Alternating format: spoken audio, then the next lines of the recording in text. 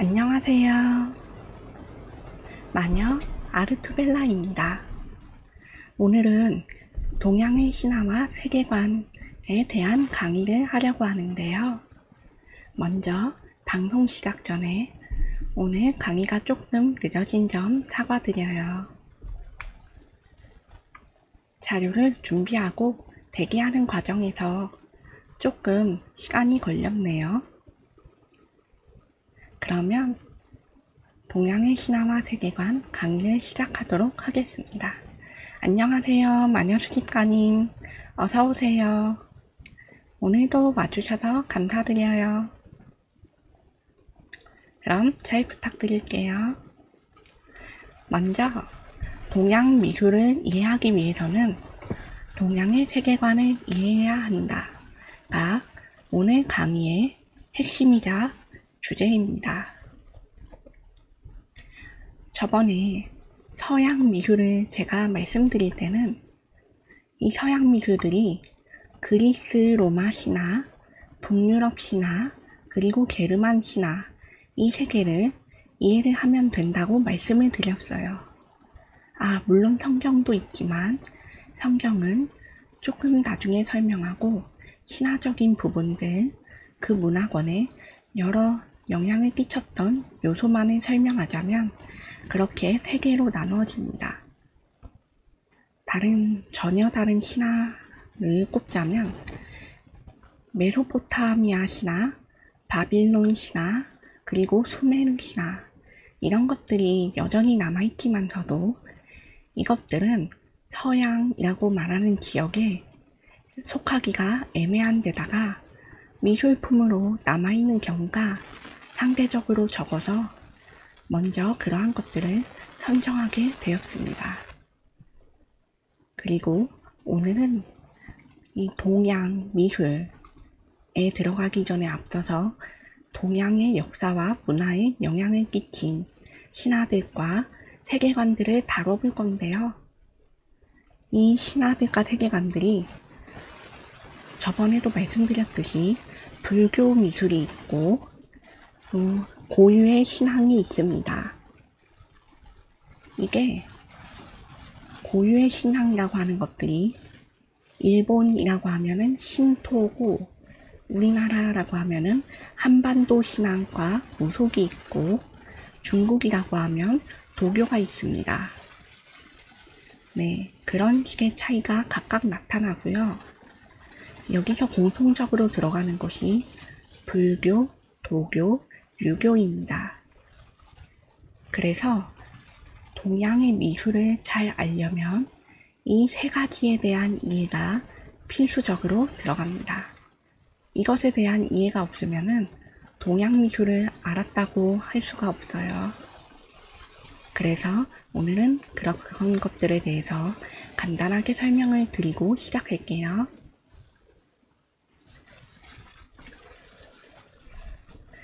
이 동양이라고 하는 지역에 대해서 포인트를 잡자면 이 동양이라는 것에 대해서 사람들이 얼마나 범위를 넓게 생각하느냐에 따라서 달라진다는 말씀을 드리겠습니다. 우선 여기 강의에서는 동아시아라고 하는 지역들을 중심으로 언급된다고 말씀을 드릴게요. 서양의 미술작품들과 예술을 이해하기 위해서는 신화적 배경과 역사적 배경을 알아야 할 듯이 동양도 마찬가지로 그 깊이에는 특유의 역사와 신화, 설화와 정서가 어우러져 있습니다. 이를 알아야 동양의 미술품 예술 작품들에 대해서 이해를 할 수 있다고 말씀을 드렸잖아요. 그건 각자 이 문화라고 부르는 것에 대한 깊이를 담고 있는 것이 바로 이 미술과 예술이기 때문입니다.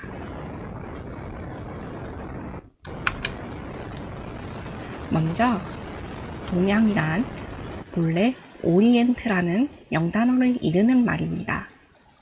한자어로는 동역 동에 큰 바다 양자를 써요. 동쪽에 큰 바다에 위치한 곳이에요. 그런데 이 동쪽이 어디냐?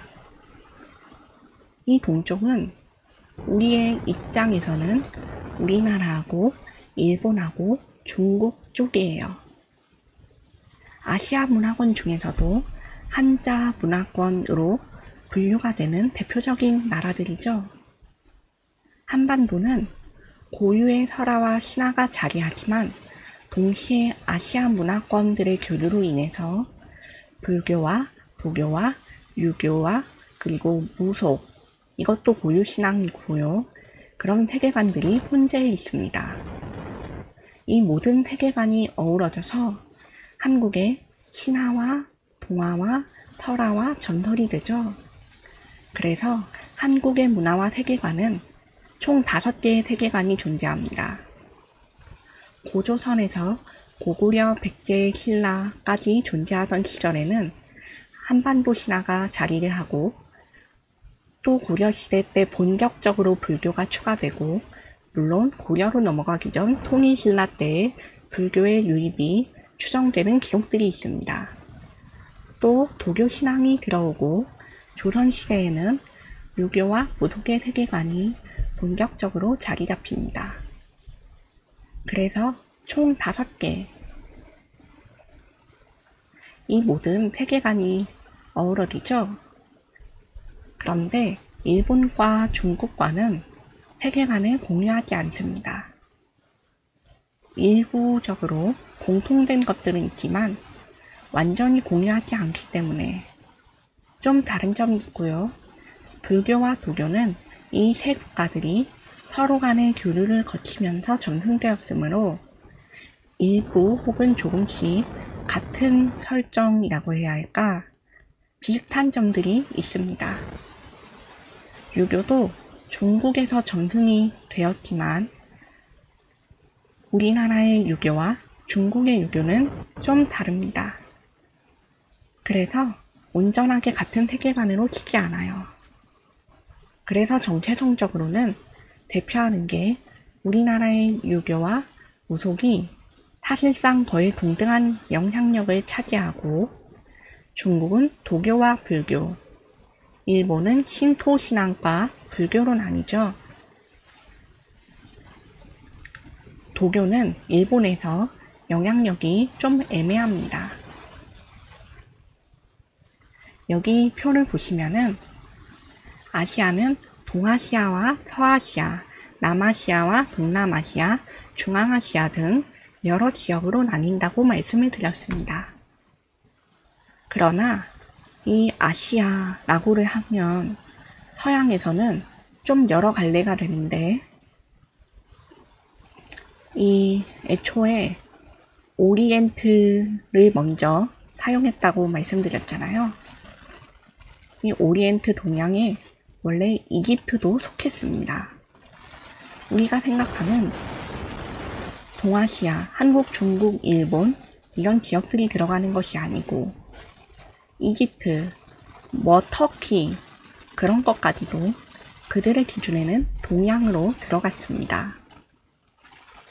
네, 그렇기 때문에 여기에서는 아시아라는 지역어를 설명을 드리고 이 아시아 중에서도 동력동자가 붙은 이 3국을 기준으로 말씀을 드리겠습니다. 이 동아시아 지역은 동쪽 끝에 있는 나라들이라고 아까 말씀을 드렸죠. 그런데 처음부터 동아시아라고 부르지는 않았잖아요. 동양이라고도 부르기 전에는 먼저 동방이라는 용어가 있었습니다. 말 그대로 동력동, 모방, 이 동쪽 방향에 있는 나라를 자기들이 칭했고요. 우리나라도 동방의 나라라고 직접적인 표현을 사용했고 중국에서도 이 한국을 동방예의지국이라는 용어로 불렀습니다. 동방 들어가 있죠? 유사어로 또 다른 동방이라는 말이 존재를 하는데 이것도 뜻은 똑같습니다. 그렇기 때문에 따로 설명을 드리지는 않을게요.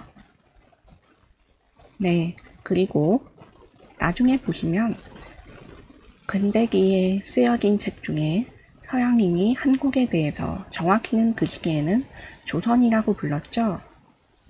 이 조선에 대해서 쓴 책의 제목이 이 동방이라는 용어를 사용하기도 하고 해가 뜨는 나라, 아침에 해가 뜨는 나라라는 이런 비유적인 말을 돌려서 쓰기도 했습니다. 그래서 이 동방, 동양, 동아시아 이렇게 묶어서 말씀을 드리는 거예요. 이제 동양의 신화는 같은 언어로 부르는 다른 개념을 모두 포함해서 말씀드리는 것을 설명하겠습니다. 각국의 세계관은 아까 공유하지 않는다고 말씀드렸습니다. 하지만 예외로 불교와 도교 전승이 거의 비슷합니다. 이게 무슨 말이냐면 불교에서 가르치는 우리가 흔히 떠올릴 수 있는 산자와 좋은 자를 가르고 이 자비를 가르치고 죄업과 윤회와 카르마와 업보와 그리고 영혼의 개념을 가르치는 것. 이것이 불교에서 유사한 점이고 도교의 경우에도 흡사하지만 신선의 개념과 신들의 위치와 그리고 어떤 것들이 신들의 세계를 이루는지에 대한 전승, 그런 내용은 유사합니다. 유교의 경우에는 차이가 있다고 아까 말씀을 드렸는데 그거는 이 유교를 통해서 조선은 성리학으로 발전을 시켜서 나라의 근간이자 통치의 이념으로 삼으면서 대대적인 수정이 가해졌습니다. 중국의 것을 그대로 받아들이는 게 아니고 우리나라에 맞춰서 사용하기 위해서 변형이 가해진 것이죠. 그렇기 때문에 어떠한 종교적이거나 숭상 개념이 들어가기도 했지만 학문적 그리고 실리적 그리고 기초적 인생관을 잡는 그런 철학적 개념의 성격도 강했습니다.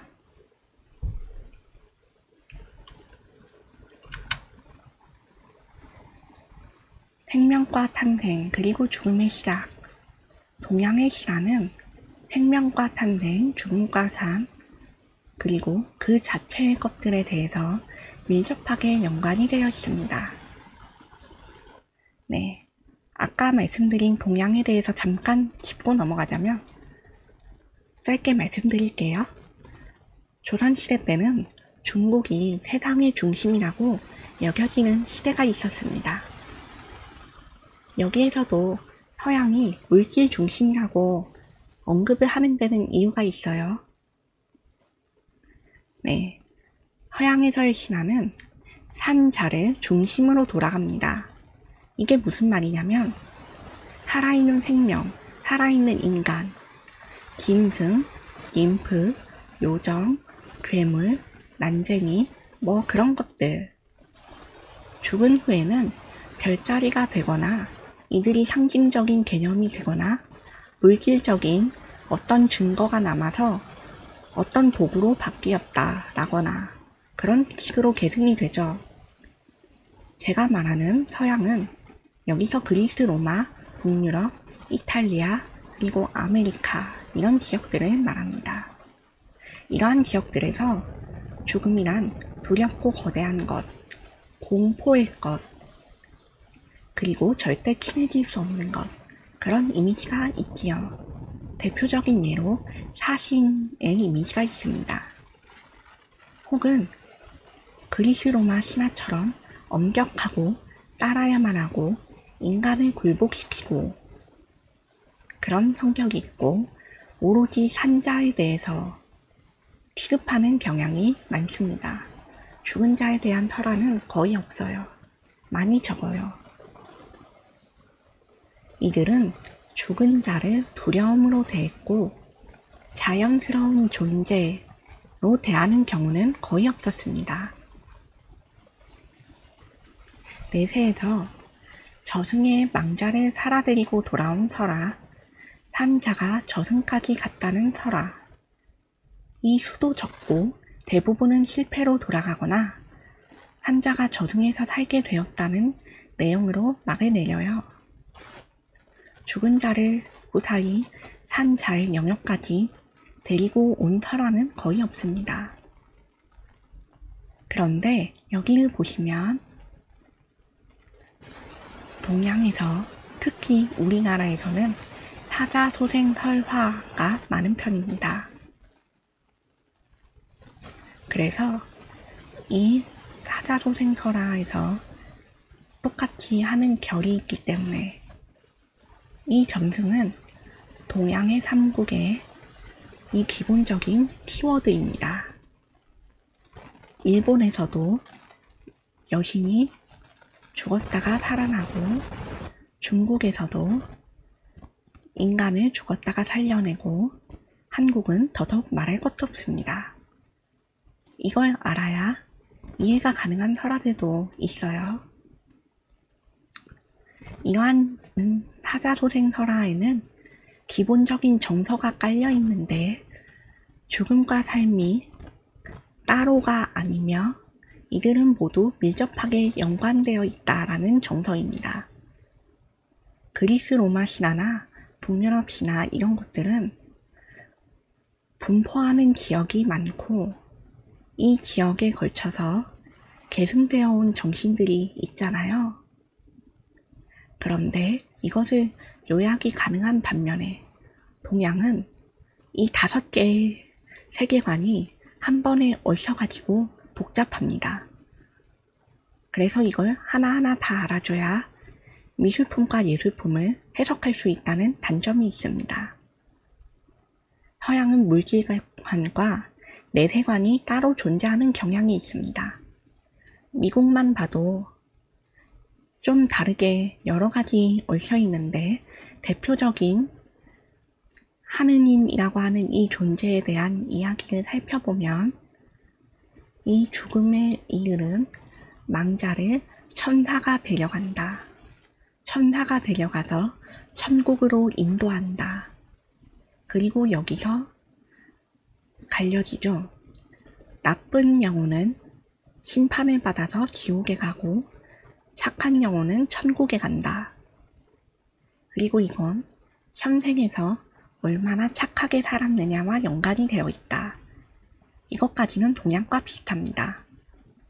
근데 이 현세에서 지내는 것과 내세에서 지내는 모습이 다르고 이들이 지켜야 할 규칙도 다르고 생활 방식에 대한 생각조차 다릅니다.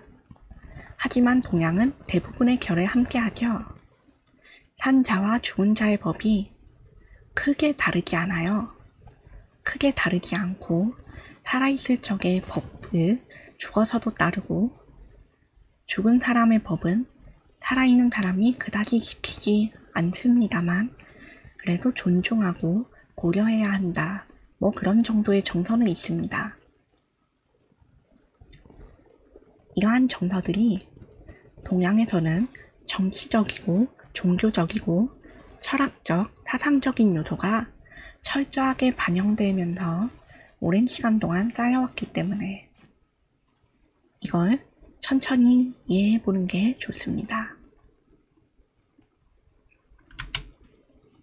자, 고대의 종교는 자연 배경을 기초로 형성된 정서와 문화입니다. 서양과 동양이 동일해요.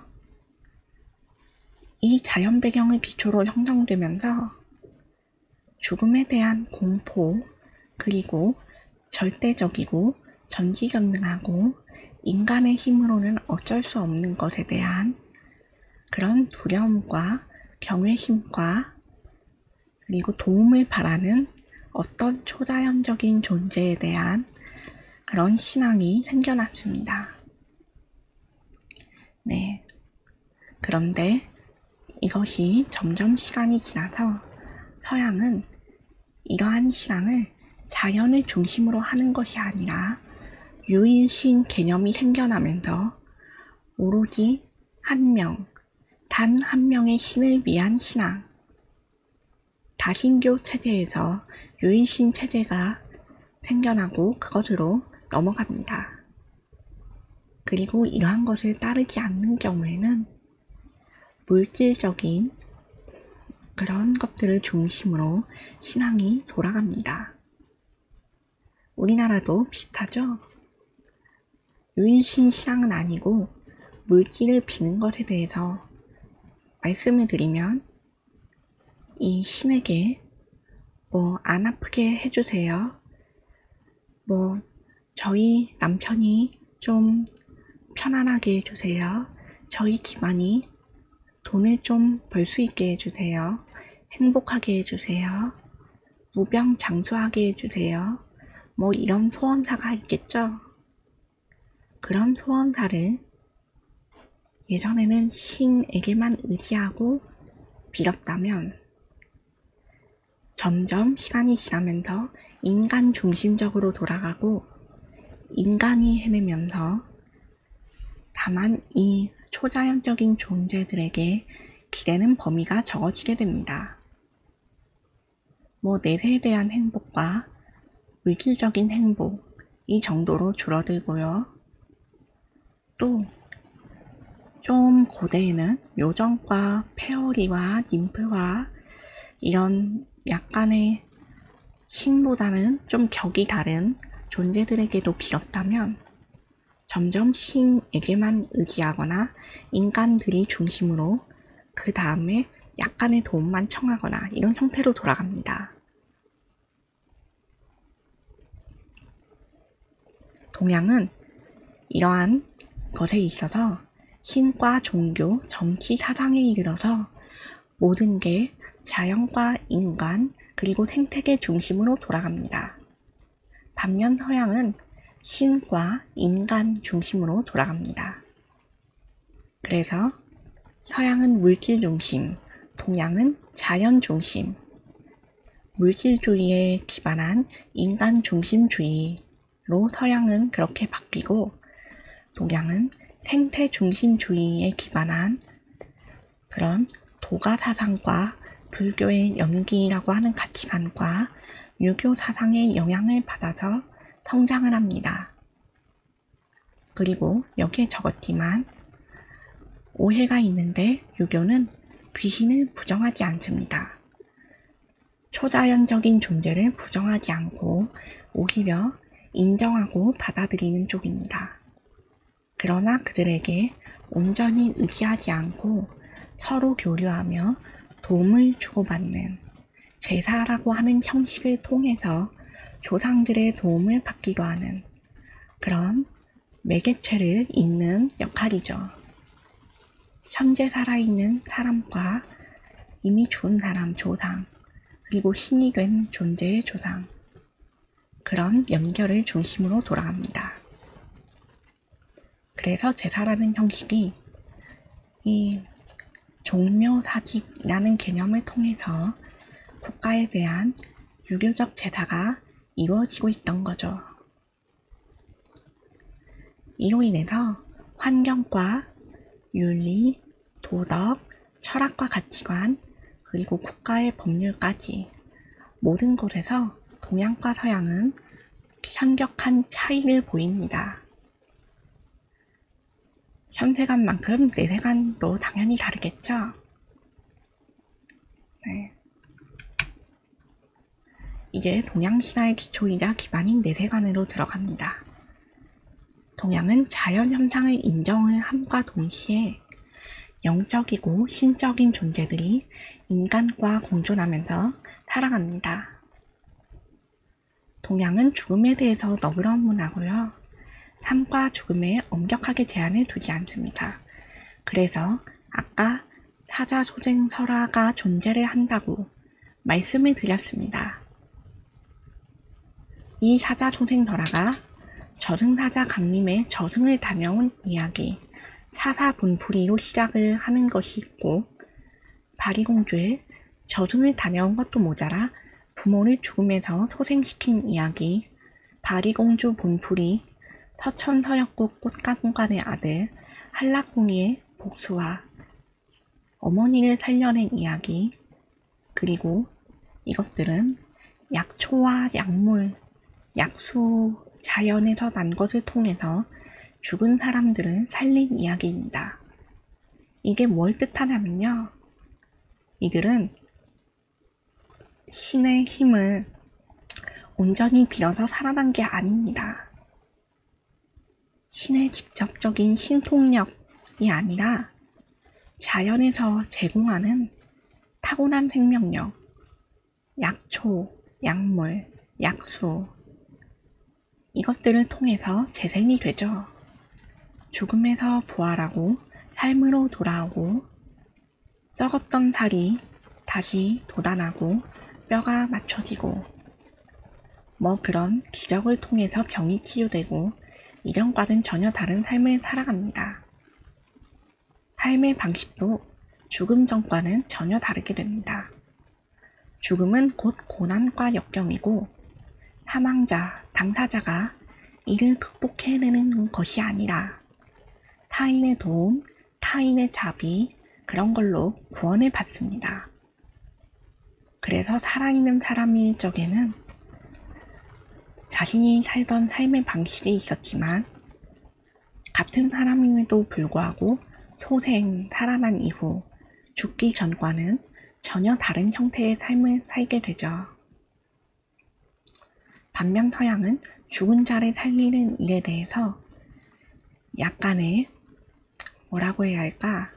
좀 금기를 거두는 일 혹은 이것을 통해서 신만이 할 수 있는 일, 어떤 자연에서 제공이 되는 게 아니라 온전히 신의 힘으로 기적이 일어났다라고 그렇게 받아들여지는 일로 설명이 되죠.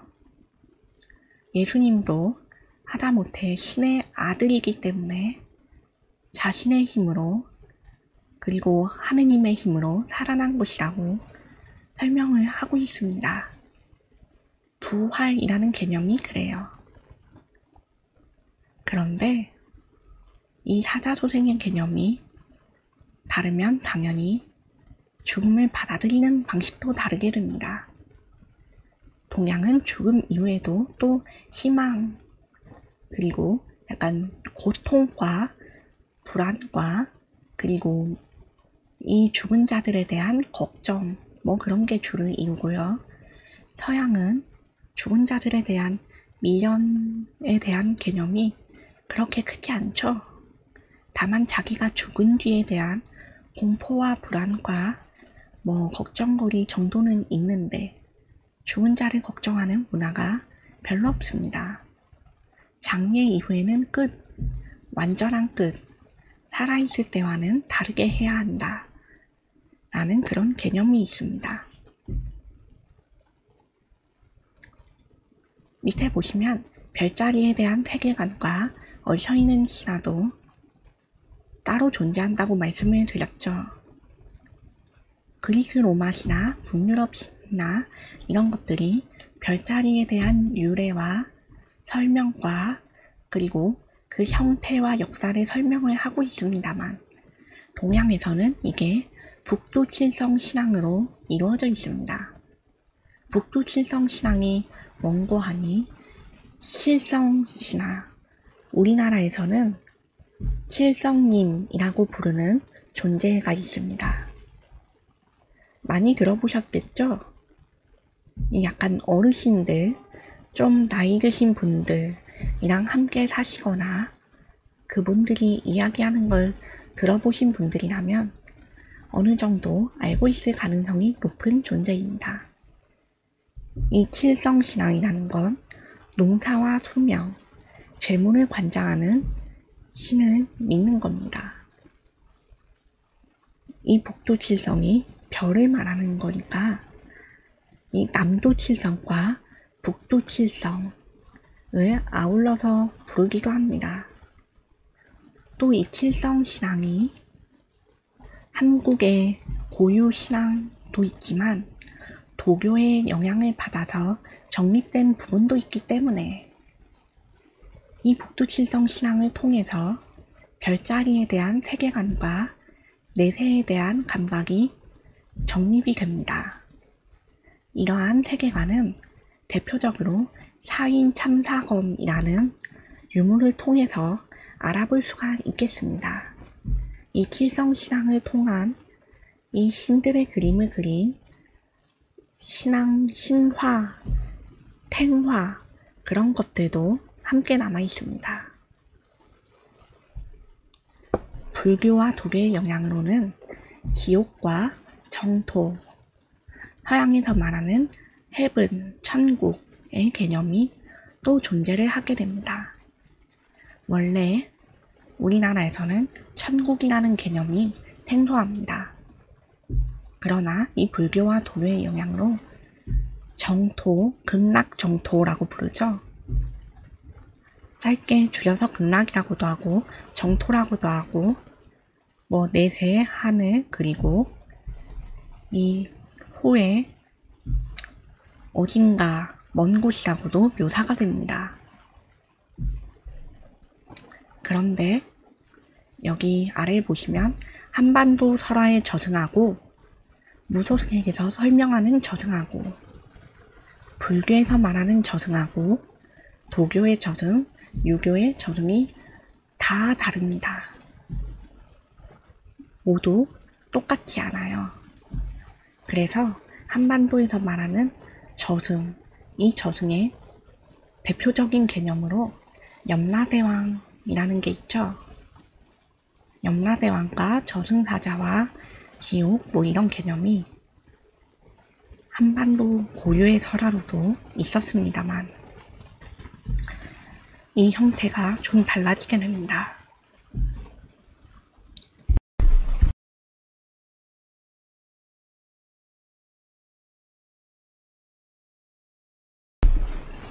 이 저승이 염라라는 존재가 한반도의 염라와 무속의 염라가 다르고 무속에서 말하는 염라가 불교의 염라와 다르고 불교에서 말하는 염라가 도교의 염라와 다릅니다. 유교는 제가 간단하게 적어서 저승이라고만 말씀을 드렸는데 실제로는 유교는 저승 자체라기보다는 저승관, 내세관, 사후관이라고 부르는 이게 다른 것이죠. 맞아요. 약간 멀티버스적이죠. 최근 콘텐츠 중에는 그래요. 예를 들면은 약간 현대화를 해서 나타내기는 했는데 신과 함께라는 작품이 있습니다. 이 신과 함께에서 부르는 저승이라는 개념이 무속의 저승하고 불교의 저승이 섞여 있어요. 한반도 설화의 저승과 다르죠? 거기 웹툰에 단행본으로 사서 봤던 거라서 그냥 인터넷으로 올린 거랑 좀 다를지 모르겠는데 거기 웹툰 아래에 작은 글자로 이 무속의 유래, 강림 차사가 부르는 차사분풀이 노래가 나옵니다. 무당의 존재에 대한 언급도 하죠. 무당을 통해서 신과 인간들이 소통을 한다. 그런 개념이 있습니다. 불교에서는 무당을 통하지 않고 신과 인간이 직접 소통을 합니다. 도교에서도 신과 인간이 직접 소통을 하기도 하는데 특정한 한 명을 통해서 이 신들이 말을 전하기도 해요. 그래서 길흉화복을 알려주고 미리 닥친 재앙을 피하게 하고 저승에 대한 설명도 하죠. 한반도 설화의 저승에 대해서는 좀 이게 정확하게 지옥이라거나 그런 개념이 완전히 자리 잡은 게 아니고 지옥이라는 개념이 있기는 한데 좀 체계적이지 않습니다. 약간의 어둠, 캄캄한 어둠 속 혹은 짓누르는 것 같은 고통, 칼에 찔리는 고통 그런 식으로 뭉뚱그려서 묘사가 됩니다.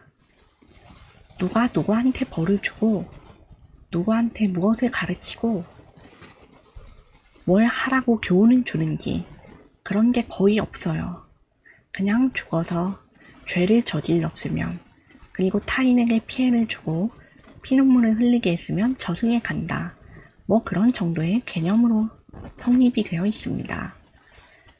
반면 무속의 저승에서는 죽은 이후에 타인에 대한 업보로 인해서 저승을 가고 지옥을 간다. 이렇게 짤막한 개념으로 설명이 되는데 이게 불교랑 얽히면은 좀 더 체계적으로 진행이 됩니다. 무속의 저승에서 저승사자에게 끌려가고 이제 불교의 저승이 섞여서 키밀제를 지낸 후에 판결을 받고 키밀제를 먼저 지내고 49일 동안 신들에게 그리고 지옥의 대왕들에게 돌아가면서 살아있을 적의 죄를 판결을 받습니다. 그리고 도교의 영향으로 아까 말씀드렸죠? 윤회 개념이 있다고. 도교에서도 이 개념이 있습니다. 놀랍죠? 그런데 이 불교의 윤회라는 개념만 사용하면 그냥 돌고 돌아서 사람은 뭐로든 태어날 수 있으며 삶은 고통이니 여기서 벗어나서 윤회를 하지 않는 것이 진정한 행복이다 로 가거든요. 그런데 이 도교의 윤회관을 같이 섞으면 어떻게 되냐.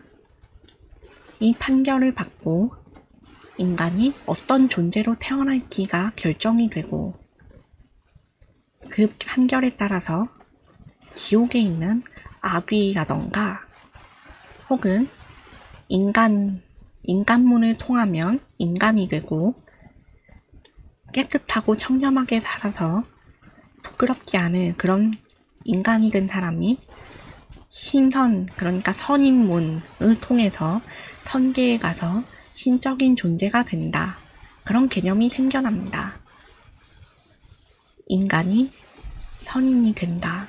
그런 개념이 거기서 발생을 하고요.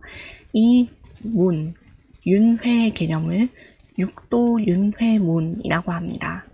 6가지 세계와 6가지 루트, 6가지의 문이죠. 그리고 유교의 저승과는 아까 말씀드렸다시피 조상과 인간, 살아있는 사람이 서로 교류를 통해서 서로에 대한 지혜를 주고받고 알게 된다. 그런 개념이라고 말씀을 드렸습니다. 이들은 죽어서도 인간에게 영향을 끼치는 존재입니다. 그리고 이게 무속과 불교하고 섞여서 이 조상이라는 존재가 차후에 저승, 지옥에서 고통을 받고 그것을 구제를 받고 싶어서 살아있는 사람에게 도움을 청하는 형태를 띠고 이 도움을 인간이 주면서 자신의 업을 씻거나 선행을 쌓고 그런 식으로 개념이 돌고 돕니다. 자신의 조상의 죄를 씻고 선행을 하고 업보를 닦고 그래서 결국 그건 불교적으로 나에게도 좋은 힘이며 도교적으로는 나아가서 집안과 인간과 나라의 좋은 힘이고 유교적으로는 이 조상에 대한 구원 그리고 집안을 갈고 닦는 일이다 까지 연결이 됩니다. 이런 개념 많이 들어보셨죠? 바로 이 5개의 세계관이 섞여 있기 때문에 우리는 그러한 개념으로 교육을 받고 그러한 개념으로 세상을 알게 됩니다. 그래서 이 개념을 통해서 제사를 하게 되고 지금도 요즘은 그만둔 집이 많아졌는데 조상에 대한 제사를 통해서 내가 복을 받을 수 있다 라는 개념이 무속을 통해서 받고 불교를 통해서 조상을 해탈시켜서 내가 행복해지고 도교를 통해서 이 조상에 대한 구원을 했으니까 이게 나와 지방과 나라를 닦는 힘이 되고 그래서 모두 좋은 일로 간주가 됩니다. 좋은 게 좋은 거다 라고 말할 수가 있죠. 네. 그리고 아까 이 돌고 도는 윤회에 대해서 잠깐 설명을 했는데 이 동양 신화들이 각국에 따라서 개별성을 갖추고 동일한 선화도 각자의 국가 분위기에 맞게 전승이 된다고 말씀드렸습니다. 그래서 윤회를 할 때도 이 윤회라는 개념이 조금씩 다르게 생깁니다. 완전 다르진 않고 조금 다르지만 중국에서의 윤회라는 개념이 약간 뭐랄까 조금 오시며 행운이라던가 약간 자신을 갈고 닦을 수 있는 기회 같은 걸로 여겨지는 반면 우리나라에서는 불교의 영향을 좀 더 받아서 고통으로 여겨집니다. 일본에서는 이 윤회를 통해서 자신의 업을 닦아야 한다 정도의 개념으로만 사용이 되고요. 그런 차이점이 있습니다. 그런데 이 차이점이 있으면 공통점도 있겠죠? 바로 삶은 유한하다라는 개념입니다. 삶이 끝나면 죽음이 찾아오기 때문에 그리고 서양도 포함해서 다들 그러한 점을 부정하지 않고 받아들입니다. 동양은 이렇게 전체적으로 삶은 유한하다. 그러나 윤회라는 이 개념을 통해서 이어진다. 라고 받아들이게 되는 반면 서양은 삶은 유한하다. 그러니 살아있을 때 잘 해야 한다. 죽기 전에 후회하지 말고 즐겨라. 뭐 그런 식으로도 되고 메멘토 모리라는 개념으로도 이어집니다. 메멘토 모리도 요즘 유명한 말인데 이 메멘토 모리라는 게 지금은 약간 카톨릭적 그런 뭐랄까 라틴어를 사용했지만 신앙이 합쳐져서 그런 개념이 됐는데 원래는 그게 아니고 그냥 죽는다는 것을 기억하라. 죽음을 기억하라. 잊지 마라. 죽음은 언제나 너의 옆에 있다. 뭐 그런 말입니다. 뭐 동양식으로 말하면 죽음은 언제든 찾아올 수 있다. 저번 동양 신화에서 소개했을 때처럼 어른 가는데 순서 없고 아이 가는데 순서 없다와 동일합니다. 네가 언제 죽을지 몰라. 같은 말이죠. 이게 고대 로마 공화정 시절에 개선식에서 유래했다는 야사도 존재하는데요. 이 전쟁에서 승리한 장군에게 허락이 되는 개선식이 있습니다. 이 개선식이 관습에 따라서 얼굴을 붉게 화장을 하고 4마리의 백마가 이끄는 전차를 타면서 시내를 가로질러서 행진을 하는 관습이 있습니다. 이게 퍼레이드죠. 일종의 권력자의 위엄을 돋보이게 하는 그 퍼레이드를 하면서 이렇게 축혀 세월을 주잖아요. 거기서 사람이 오만해지고 교만해질 것을 방지하기 위해서 이 장군 바로 옆에 가장 비천한 신분이라고 말할 수 있는 노예 한 명을 태웁니다. 그래서 이 노예 한 명이 장군과 바로 옆자리에 동일한 상석에 앉아서 전차를 타게 되는데요.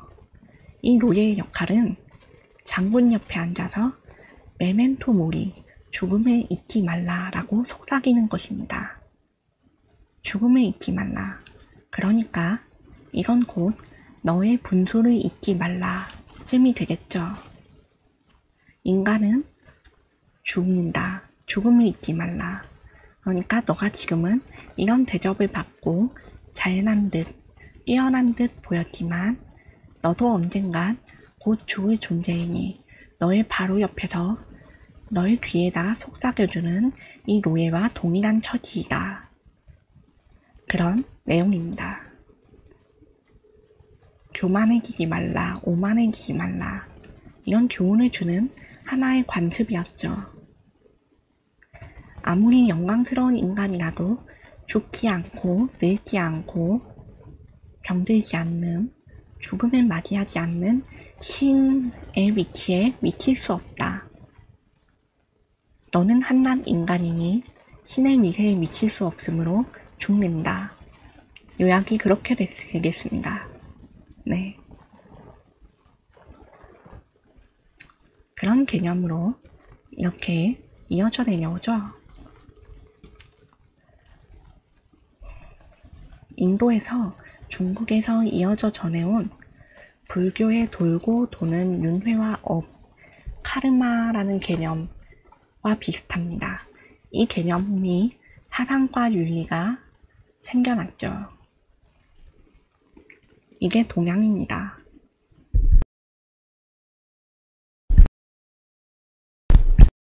그런데 여기서 나아가면 죽고 태어나고 환생하고 다시 다른 삶을 살고 그렇기 때문에 우리는 모두 언젠가 이런 삶을 살아갈 것이다. 산 적이 있었고 앞으로 그렇게 될지도 모른다. 그래서 어떤 생명으로 태어나든 다른 생명을 괴롭히지 말고 착하게 사는 게 좋다. 누군가 다른 생명을, 타인을, 다른 동물과 짐승과 다른 존재를 괴롭히는 것은 곧 나의 고통이요, 타인의 고통이 될 것이다. 뭐 그런 이야기입니다. 그래서 이 윤회라는 개념이 다른 어떤 규칙이나 도덕적인 윤리가 있어서가 아니라 내가 곧 너가 될 수 있고 너가 곧 내가 될 수 있으니 이는 다름이 없다. 너도 이 세상에 살아감에 있어서 고통스럽고 나도 고통스럽다. 우리는 고통을 느낄 수 있는 존재이다. 그러니까 우리 서로 고통을 나누는 존재가 되지 말자. 뭐 그런 이야기가 됩니다. 이 윤회 사상이 중심으로 돌아가게 되죠. 그래서 이 동양의 미술과 예술에는 이 윤회 사상을 이해하지 못하면 이해할 수 없는 주제들이 간혹 등장합니다. 문학으로는 구운몽이 있겠죠. 이 구운몽이 바로 불교와 도교와 윤회 사상이 섞인 대표적인 고전 문학입니다. 조선시대에 적힌 거라서 고려시대나 삼국시대의 분위기와는 좀 다릅니다만 참고하기에는 충분히 좋은 문학입니다. 네, 이 윤회 사상뿐만 아니라 아까 말했다시피 우리는 다 서로 엮여 있다라는 이 생각, 사상이 아시아의 중심 개념이거든요. 좋든 싫든 영향을 주고받는다니까. 나기 힘든 재해기나 애군, 삶의 풍파 등을 의미하는 개념으로 쓰이는 게 가장 비중이 높지만 그거랑 비슷한 개념으로 천망회회라는 상자성어가 있습니다. 하늘의 그물은 넓고 큰 듯 보이지만 빠져나가기 쉽지 않다 그런 뜻인데 별로 상관이 없는 것 같아 보여도 신은 인간은 벌어야 할 것 같지 않아 보여도 언젠가 그 대가는 자신에게 돌아오고 내가 남에게 끼친 영향이 나에게로 다시 돌아온다. 그런 이야기입니다. 맞아요. 천망회회의 소위불로 유명한 문장입니다. 중국에서 많이 쓰이죠. 우리나라에서도 종종 이야기하는 분들이 계신데 좀 오래된 고사성어라서 요즘은 알고 계시는 분들이 많이 보이지 않죠. 비슷한 용어로 천라지망이 있습니다. 이 역시 하늘의 그물이라는 뜻입니다. 어쨌든 이 존재성을 이렇게 서로 언제든지 바뀔 수 있다라고 말하는 동양과는 다르게 서양은 존재성을 쭉 유지합니다. 인간이 죽어서 영혼이 되고 다시 태어나기 위해서는 리셋을 해야 된다고 여겨요. 고유의 존재성이 이미 있기 때문에 한번 초기화를 하지 않으면 사자가 다시 그를 찾게 되고 그에 대한 미련에 반응을 한다. 뭐 그런 개념도 있고, 그리스 로마 신화를 예를 들면 죽은 자가 강을 건너는데 이 강에서 레테의 강을 통해서 망각의 과정을 거쳐야 한다라고도 말합니다. 그런데 동양은 이 망각의 과정에 대해서 따로 언급이 없습니다. 있는 경우도 있는데요. 이거는 보통은 신이 되기 위해서라던가 성스러운 존재 혹은 정화의 과정을 거치기 위해서 인간 세상적의 일을 잊었다 라고 간단한 한 줄로 묘사가 됩니다. 근데 이게 완전히 잊은 게 아니고 어쩌다 어느 날 문득 기억하기도 하고, 기억은 하지만 그게 이게 나랑 무슨 상관이냐는 식으로 관조도 하고 그래요. 그래서 이게 위치에 따라 달라지는 경향이 있습니다. 같은 신화라고 해도 배경과 설명, 존재의 의의 내용이 달라지는 게 그런 이유죠. 한국의 신화는 지명의 신화와 인간 구제 신화, 공존, 유래 설화가 가장 많습니다. 그 중에서 이 인간 혹은 다른 존재가 자신의 정체성이 바뀌는 그런 내용이 왕왕 있는 것이죠. 인간과 다른 존재들이 이렇게 같이 살아가면서 서로에 대해서 반목을 하기도 하고, 괴물, 요괴, 괴이라고 하는 존재들은 인간을 해치고 잡아먹기도 하지만 함께 어울려서 살아가고 싶어하고 또 결혼을 해서 자식을 낳기도 합니다. 신과 인간 사이에 결합이 이루어지기도 하고요. 이거는 한국과 일본과 중국, 삼국의 공통적인 정서입니다. 아랫부분은 아까도 말씀드렸듯이 도교와 유교는 서로 간의 개념이 많이 달라졌고, 도교적 정서가 일본에서는 비중이 애매하다만 적어놨기 때문에 이건 넘어가도록 하겠습니다. 대신 잠깐 짤막하게 얘기하면 특정 영역이나 인간의 문명에서만 발생하는 현상이 아니라 동양은 자연 현상의 개념 그 자체를 그대로 인정을 합니다.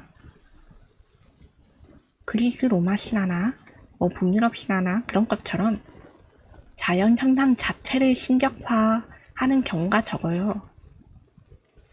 자연 현상을 신격화도 하지만 자연 현상 그 자체도 그대로 인정을 합니다. 그렇다고 나누지는 않고 인격화와 자연화 그대로 둘이 공존을 하는 거예요. 그래서 자연을 신성하고 성스러운 것으로 보는 동시에 이 신과 영적 존재들이 인간과 함께 살아갈 수 있는 형태를 가지고 있다라고 생각을 합니다. 또 설화에는 같은 이름으로 쓰여도 아까 말씀드렸던 한반도 고유의 신화의 염라대왕과 옥황상제와 용왕에 대한 구전이 무속의 구전과 다르고 불교의 구전과 다릅니다. 그래서 세 존재는 서로 다른 기원과 내력을 가지고 있으면서 모습에 대한 묘사도 다르고 존재에 대한 설명도 다릅니다. 그리고 미륵설화, 불교에서 말하는 불교의 영향을 받은 이 설화에서 말하는 염라와 무속에서 말하는 염라가 영향력이 다르고 불교에서 말하는 염라와 한국 설화에서 말하는 염라가 서로 다릅니다. 또 홍시 팥쥐처럼 지역마다 전해지는 전래 설화 역시 마찬가지예요. 옛날에는 종이가 귀했습니다. 종이에 글을 쓸 수 있는 먹물도 역시 귀했죠. 그래서 이거는 돈이 있어야 사용할 수 있는 건데 일반 서민들과 평민들이 이 종이를 사용할 수 있는 경우가 적었습니다. 그래서 이러한 이야기들은 어떻게 발전을 했냐. 구비설화, 구비점승, 입에서 입으로 말하면서 이렇게 점승이 되는 존재로 기록을 남겼습니다. 우리도 알죠? 할머니가 어머니에게, 어머니가 나에게, 할아버지가 아버지에게, 아버지가 나에게. 그러니까 이거는 결국 옛날 옛적에 라는 말로 시작을 합니다. 옛날 옛적에 호랑이가 담배 피던 시절에 저기 누군가가 살았는데 라는 말로 시작하는 것들이 바로 구비점승입니다. 신화 역시 마찬가지로 이렇게 구비점승을 거치면서 통합이 되지 않아가지고 여러 판본이 너무 많이 남은 경우가 많습니다. 그래서 이러한 신에 대한 유래들은 지역마다 차이가 많이 발생을 해요. 한 나라 내에서도 지역마다 신화가 발달하고 개별성을 갖춘 모습이 다릅니다. 시간이 조금 지났는데 일단 오늘 시의 1부는 계속 진행을 할게요. 2부도 내용이 많아서 오늘 내에 하도록 하겠습니다. 한국의 신화와 설화는 삼국유사와 삼국사기 책에 수록된 고구려, 백제, 신라, 가야, 통일신라, 고려의 설화가 있습니다. 여기서 저는 개인적으로 제일 기억에 남은 설화를 꼽아보라고 한다면 호랑이 처녀라고 하겠어요. 이 호랑이 처녀가 원래 이 집안이 호랑이들이 인간으로 동갑을 할 수 있는 능력을 지녔는데 이 처녀의 오빠들은 그 능력을 이용해서 인간을 잡아먹는 존재였습니다. 처녀는 반면 인간에게 해를 끼치지 않았죠. 이 처녀와 오빠들을 기른 할머니라는 존재도 인간을 해치는 걸 싫어합니다. 그런데 이 세 명의 오빠들의 횡포가 기승을 부리면서 나라에서는 이 호랑이를 잡아오는 사람들에게 상을 내리겠다라는 그런 공고가 붙게 됩니다. 그런데 이 호랑이 처녀는 인간으로 변신할 수 있는 능력을 통해서 인간을 좋아하게 되고 인간과 소위 썸을 타요. 그러니까 인간과 서로 사랑을 합니다. 그런데 이 오빠들 때문에 피해가 나라에 막심하자 이 처녀는 나중에는 사단이 크게 나겠구나 싶어서 이 오빠들을 말려봤지만 먹히지 않습니다. 그래서 자신이 이 오빠들의 죄를 책임지기로 하고 오빠들에게 설명을 하고 자신이 오빠들을 대신해서 하늘의 벌을 받아 죽겠다라고 말합니다. 이 오빠들은 꽁지가 빠지게 고맙다고 말하면서 달아나고요. 이 호랑이 처녀는 자신이 사랑하던 남자에게 이러한 사연을 설명을 한 뒤에 자신이 인간을 해치는 척을 할 테니까 자기를 잡아가서 나라에 바쳐서 큰 상을 얻어라 라고 말합니다. 당연히 남자는 펄쩍 뛰었지만 호랑이 처녀의 고집을 이기지 못해서 그렇게 합니다. 그래서 호랑이 처녀는 사랑하는 남자의 손에 호랑이 모습으로 죽고 나라에 바쳐져서 이 남자는 큰 상을 얻고 벼슬을 얻었다고 전해지죠. 이게 김현감호 설화입니다. 김현이 사랑한 호랑이 라는 뜻으로 이렇게 전래가 되고 있어요. 저는 그게 인상이 깊었거든요. 인간과 다른 존재의 서로 간의 이종 간의 사랑인데다가 이 사랑이 순수한데 그만큼 순수해서 더 비극적인 이야기죠. 그런데 어느 한쪽이 배신을 했다거나 그런 형태가 아니기 때문에 저는 마음에 들었던 것 같아요.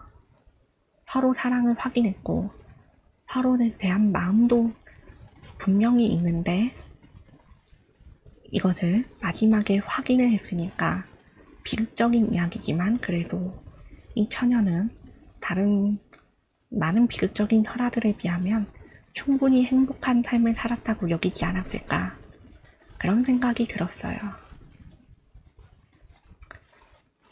또 제주도 설화에 고유설화, 지역 고유설화가 있는데 양을나 고을나 부을나라고 하는 새 제주도의 시조라고 여겨지는 성씨들에 대한 유래가 있는 설화하고 설문대 할망이라고 제주도의 가장 큰 여신에 관한 설화가 있습니다.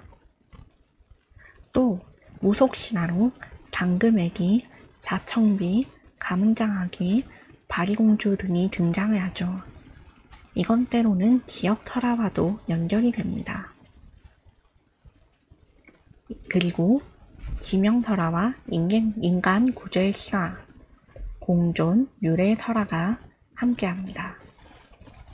같은 이름의 전혀 다른 존재가 아까 말한 염라나 뭐 그런 존재뿐만이 아니라 뭐 구미호, 어둑신이, 막 뭐 이런 진의 여인 혹은 진의 총각 이런 존재들이 등장을 하죠. 같은 종족, 같은 내용인데 성별이 달라지기도 하고 매력이나 행동이 달라지기도 합니다. 네.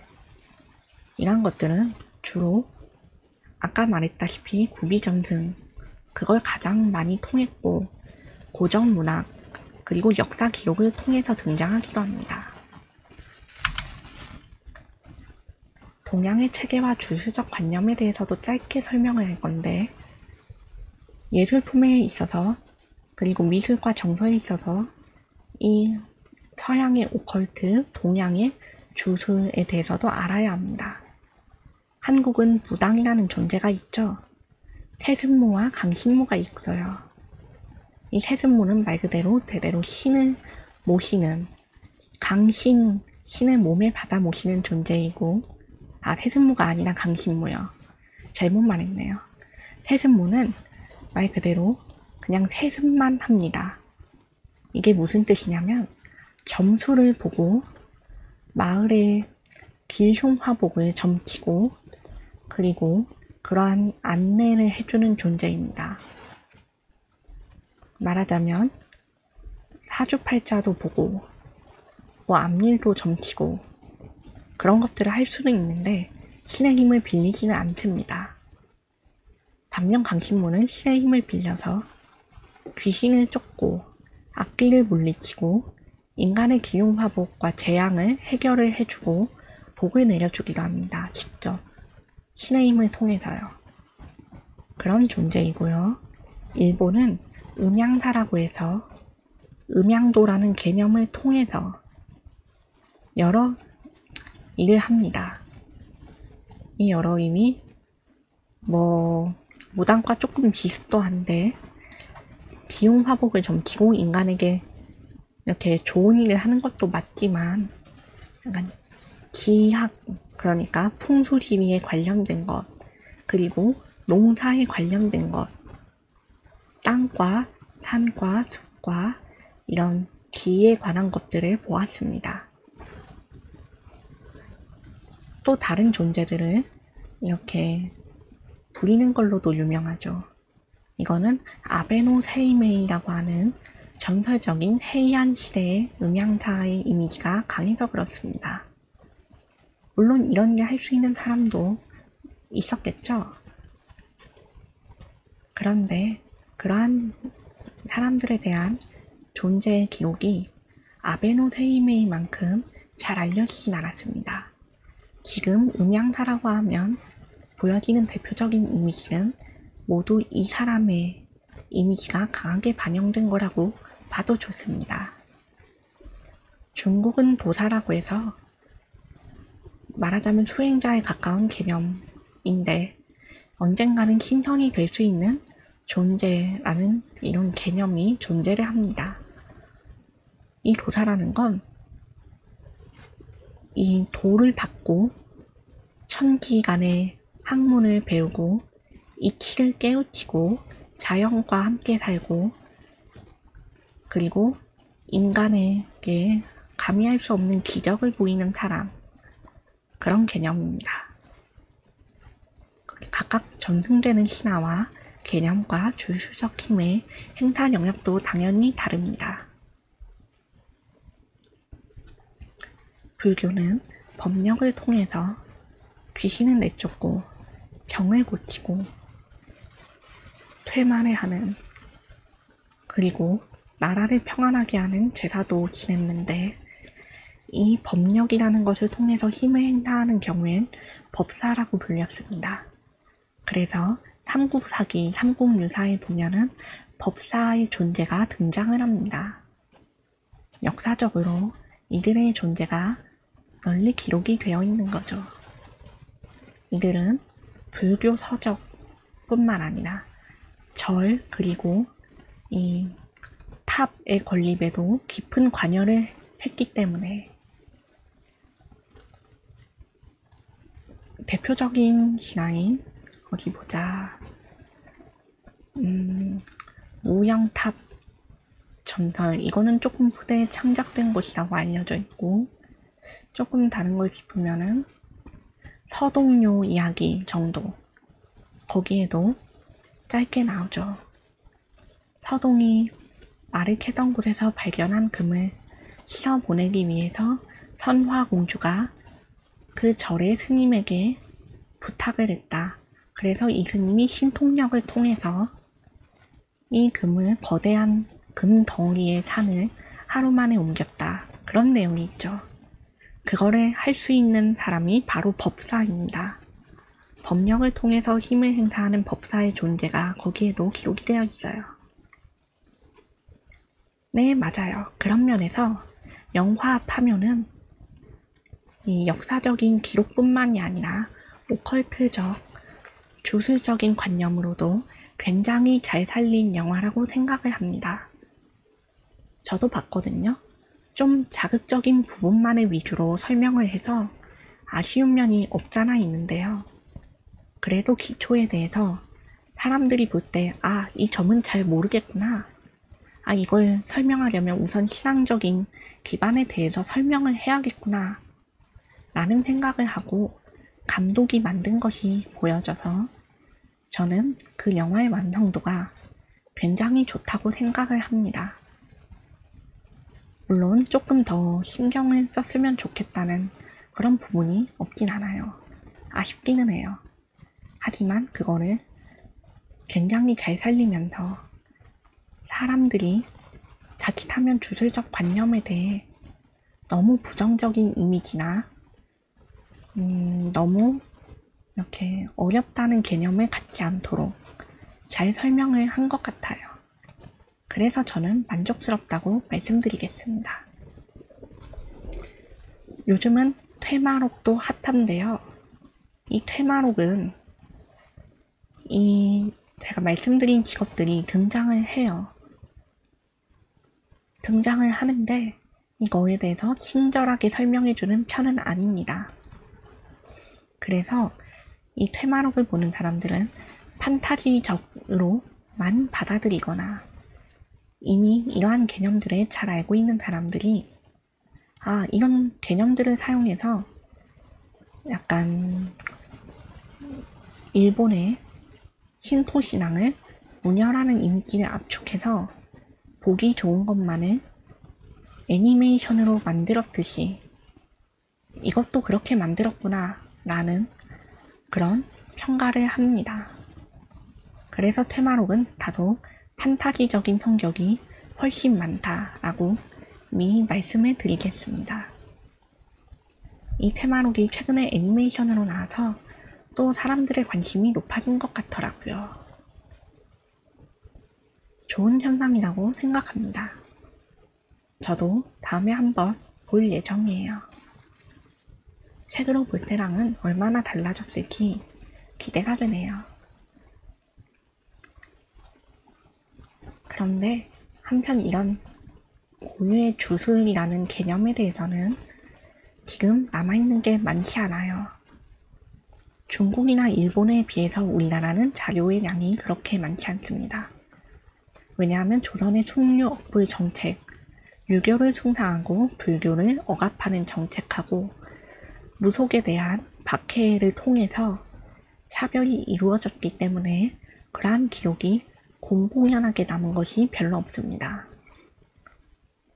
공공연하게 남기가 쉽지 않은 데다가 이게 남아있던 것들도 임진왜란, 정묘호란, 병자호란 등의 연속된 전쟁을 통해서 많이 불타고 그 기록을 갖고 있던 사람들도 전쟁으로 인해서 죽고 자료가 사라지고 해서 소멸이 많이 됐습니다.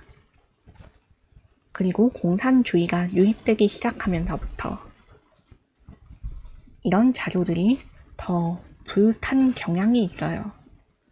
전에 근대화가 됐을 때 일제의 억압으로 인해서 사라진 양도 상당히 많기는 합니다. 많기는 한데 이 일제의 억압뿐만 아니라 그 이후 그나마 남아있던 자료를 공산주의가 들어오면서 이 이념 대립이 시작이 됩니다. 그런데 이 이념에 대해서 공산주의는 뭐를 표방했느냐? 약간의 합리주의가 표방이 됩니다. 합리적인 것을 원해요.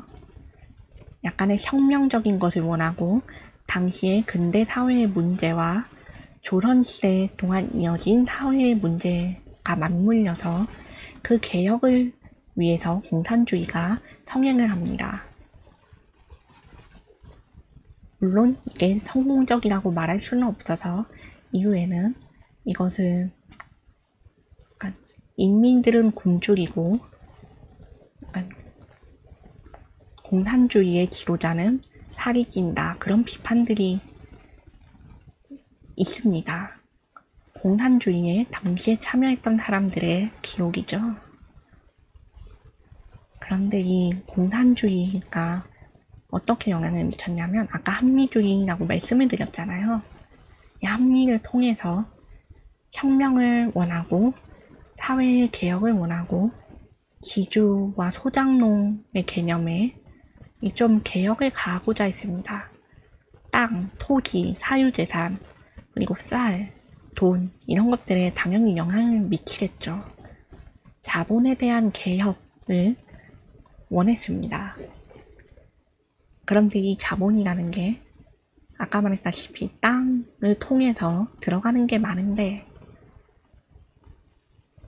우리나라는 이 농업을 중시하는 체제였잖아요. 상업이나 수렵이나 다른 것들보다는. 그래서 이 농업이 곧 돈과 연결이 되는데요. 이 토지 주인이 공산주의를 좋아했을까요? 싫어했을까요? 대부분은 당연히 싫어합니다. 이 공산주의가 어떻게 했냐면 이 지주와 소장농의 개념 자체를 부정을 해요. 정면으로 부정을 하고 이거를 반대를 합니다. 그리고 마름의 존재에 대해서도 부정을 하죠. 그러면 어떻게 해야 되느냐? 이 땅이 모두에게 공평히 돌아가야 된다로 발전을 해서 이 땅에 갖고 있는 사람, 지주, 그런 사람들의 부는 불공평하다까지 가버립니다. 사회에 대한 불만과 불평등에 대한 불만이 공산주의가 섞여서 저만치로 멀리 가버린 거죠. 이쯤 되면 이미 공산주의의 이념화가 의미가 없다라고 말을 할 수 있습니다만 우선 그렇게 되어서 개혁을 실시를 했는데 이 개혁을 먼저 그 당시에 만연하던 민간신앙, 무당, 무속인, 그리고 전래, 동화, 설화, 신화에 대한 개혁, 훼손을 했습니다. 그 당시 마을마다, 집집마다 있었던 신당 같은 거를 없애버리고 유교적 제사에 대한 반항을 하고 또 이런 건물들을 무너뜨려 버립니다. 이게 그냥 처음에는 개혁만 한 거였다면 이념화가 되고 갈등이 되면서 이걸 관리하던 절 스님들을 죽이기도 하고 그 절에 있던 사유재산을 빼앗기도 했습니다. 그런데 이게 이념을 내세우면서 사실상 강탈, 강도가 되기도 합니다. 분노한 민중들이 강도로 돌변을 하는 거죠. 공산주의를 내세우면서. 그렇게 돼서 절이나 무속인의 집이나 이런 신당, 사당에 모셔놓은 것들, 금으로 만든 것도 있고 문화재적 가치를 지닌 것도 있고 그런 것들을 모두 약탈을 하고 불 지르고 이거를 철거하고 그랬기 때문에 이러한 자료들이 더욱 크게 훼손이 됩니다. 당시에 이걸 갖고 있던 사람들은 살기 위해서 이 자료를 감추고 없애버리죠. 그래서 이러한 자료들이 극히 적어집니다. 그나마 남은 것들은 남한에 있거나 혹은 누군가의 도움을 받아서 보존이 됩니다. 그 지역 유지, 부자기는 했지만 사람들의 민심을 받은 사람들이나 혹은 약간 그 나라 국군들의 도움으로 지켜내기도 합니다. 그래서 이런 신앙이나 기록들이 많이 사라졌는데 복구가 되고 있지 않습니다. 이미 시간이 너무 많이 지나버리기도 했고 훼손된 자료를 찾기가 상대적으로 어렵기 때문에도 그렇습니다. 이거를 감추고 후손들이 찾지 못하는 경우도 있었고 찾았는데 공개를 거부하는 경우도 있었습니다. 그런 인터뷰 자료가 있었는데요. 그런 경우들을 보면 여전히 남아있는 우리나라가 휴전 상태인 분단 국가이기 때문에 더더욱 공개가 꺼려지는 부분이 있을 거라고 생각이 됩니다. 또 천주교 신앙의 유입을 통해서 우리 것에 대한 고유의 것에 대한 그것을 버리고 또 이것을 사람들이 달갑게 여기지 않는 경우가 있었습니다. 대표적인 예로 동학이라는 것이 있죠. 이건 주술적 개념과는 다른 결입니다만 동학이라는 것도 우리나라 고유의 신앙에 속하고요. 하늘이라는 존재를 통해서 하늘을 한울이라고 번역을 해서 그렇게 섬기는 그런 내용인데 그 하늘 한울의 존재가 있는 동학, 이 동학이 다소 박해를 받습니다.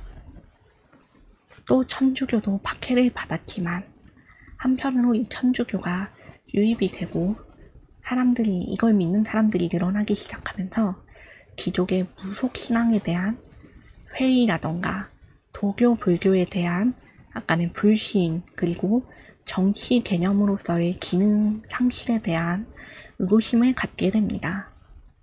그래서 이러한 개념을 더 이상 사용을 하지 않고 갖고 있던 기록도 없애버리고 그래서 기록의 감추기와 소멸이 가속화가 됩니다. 여러 가지 원인들이 이렇게 맞물려서 돌아간 것이죠.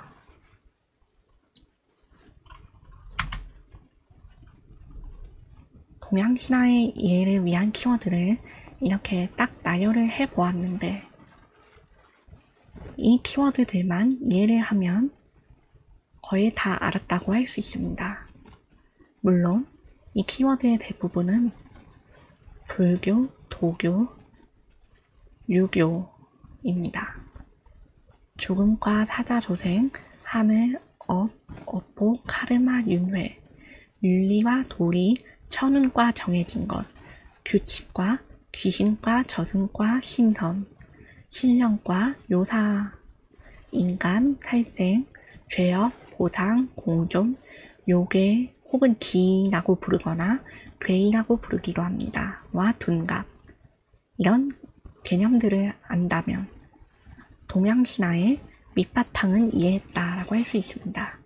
이 밑바탕을 이해함으로써 우리의 민화나 풍속화, 산수화, 그리고 탱화, 불화 이런 것들을 이해를 할 수가 있고요. 그에 따른 조각과 심상 그리고 이 주술적 개념을 암으로써 국가에 대한 이념과 근본 통치 기반 등을 이해할 수 있습니다. 이러한 이해를 통해서 미술과 예술을 알고 이 속에 깃들어 있는 우리나라의 정서와 이런 신념들을 알 수 있게 됩니다. 둘이 서로 연결이 되어 있는 거죠.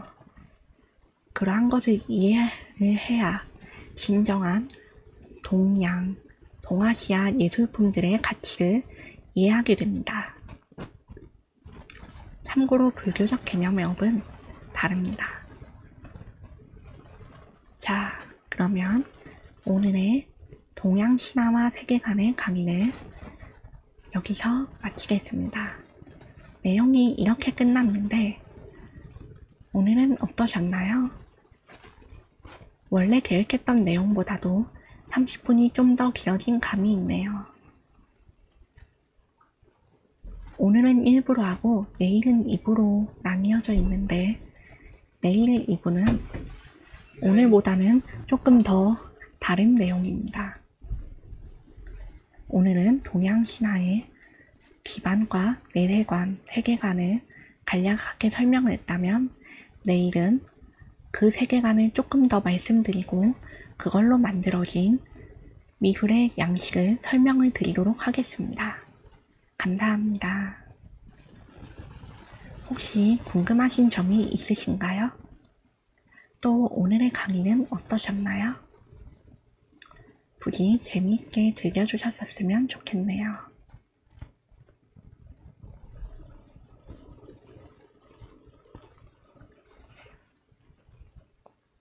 재미있었다면 다행이에요. 오늘도 와주셔서 감사드려요. 좀 더 재미있는 강의를 하기 위해 노력하는 마녀 아르투벨라가 되겠습니다. 고마워요. 마녀 주집가님. 감사해요. 그러면 다음 시간에 뵙겠습니다. 내일 3시 반. 오늘처럼 방송 시작 시간에 만나요. 안녕.